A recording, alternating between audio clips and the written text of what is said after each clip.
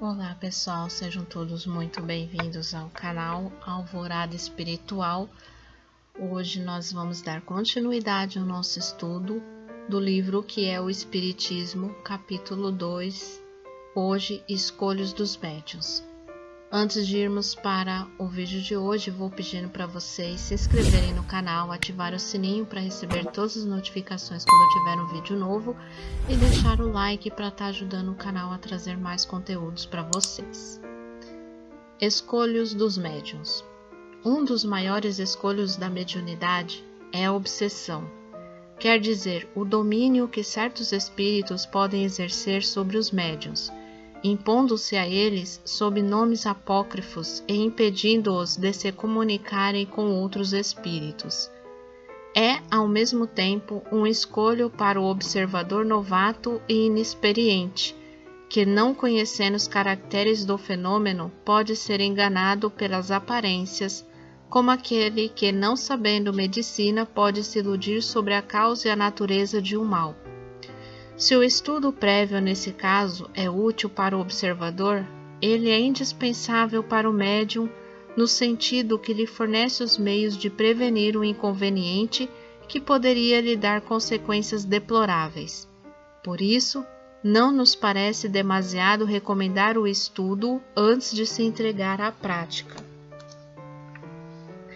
A obsessão apresenta 3 graus principais, bem caracterizados: a obsessão simples, a fascinação e a subjugação. No primeiro, o médium tem perfeita consciência de que não obtém nada de bom e não se ilude sobre a natureza do espírito que se obstina em se manifestar por ele e do qual tem o desejo de se desembaraçar. Esse caso não oferece nenhuma gravidade, não é senão um simples desgosto, e o médium a ele cede por deixar momentaneamente de escrever. O espírito, cansando-se de não ser escutado, acaba por se retirar. A fascinação obsessiva é muito mais grave, no sentido de que o médium se ilude completamente. O espírito que o domina ganha sua confiança ao ponto de paralisar seu próprio julgamento na análise das comunicações, e lhe faz achar sublimes as coisas mais absurdas. O caráter distintivo desse gênero de obsessão é de provocar nos médiuns uma excessiva suscetibilidade, de levá-lo a não achar bom, justo e verdadeiro senão o que ele escreve, a repelir e mesmo tomar pelo lado mau todo conselho e toda observação crítica, a romper com seus amigos antes de convir que está enganado, a ter inveja de outros médiuns cujas comunicações são julgadas melhores que as suas, a querer se impor nas reuniões espíritas das quais se afasta quando não pode aí dominar. Chega enfim a sofrer uma tal dominação que o espírito pode compeli-lo aos meios mais ridículos e os mais comprometedores. Um dos caracteres distintivos dos maus espíritos é de se imporem. Eles dão ordens e querem ser obedecidos. Os bons não se impõem jamais. Eles dão conselhos e, se não são escutados, se retiram. Disso resulta que a impressão dos maus espíritos é quase sempre penosa, fatigante e produz uma espécie de mal-estar. Frequentemente ela provoca uma agitação febril, movimentos bruscos e irregulares. A impressão dos bons espíritos, ao contrário, é calma, doce e proporciona um verdadeiro bem-estar. A subjugação obsessiva, designada outrora sob o nome de possessão, é um constrangimento físico sempre exercido por espíritos da pior espécie, e que pode ir até a neutralização do livre-arbítrio. Ela se limita frequentemente a simples impressões desagradáveis, mas provoca algumas vezes movimentos desordenados, atos insensatos, crises, palavras incoerentes ou injuriosas, as quais aquele que dela é objeto compreende por vezes todo o ridículo, mas da qual não pode se defender. Esse estado difere essencialmente da loucura patológica, com a qual se confunde erradamente, porque não há nenhuma lesão orgânica. A causa sendo diferente, os meios curativos devem ser outros, aplicando-se-lhe o procedimento ordinário das duchas e dos tratamentos corporais. Chega-se muitas vezes a determinar uma verdadeira loucura, aí onde não havia senão uma causa moral. Na loucura propriamente dita, a causa do mal é interior. É preciso procurar restabelecer o organismo ao estado normal. Na subjugação, a causa do mal é exterior, e é preciso desembaraçar o doente de um inimigo invisível, opondo-lhe não remédios, mas uma força moral superior à sua. A experiência prova que, em semelhante caso, os exorcismos não produziram jamais nenhum resultado satisfatório, e que antes agravaram do que melhoraram a situação. Só o Espiritismo, indicando a verdadeira causa do mal, pode dar os meios de combatê-lo.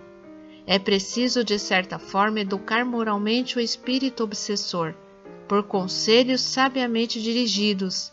Chega-se a torná-lo melhor e a fazê-lo renunciar voluntariamente ao tormento do doente, e então este está livre.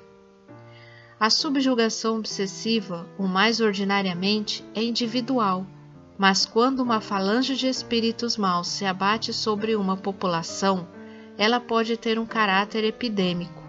Foi um fenômeno desse gênero que ocorreu ao tempo do Cristo. Só uma poderosa superioridade moral podia tomar esses seres malfazejos, designados então sob o nome de demônios, e devolver a calma às suas vítimas. E aí tem uma explicação. Uma epidemia semelhante castigou por vários anos uma aldeia da Haute-Savoie.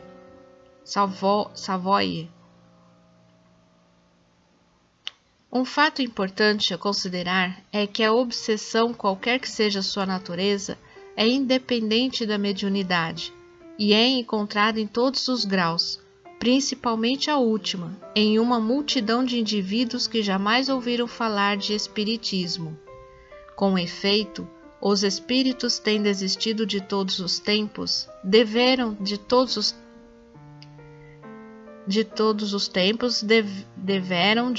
os tempos exercer a mesma influência.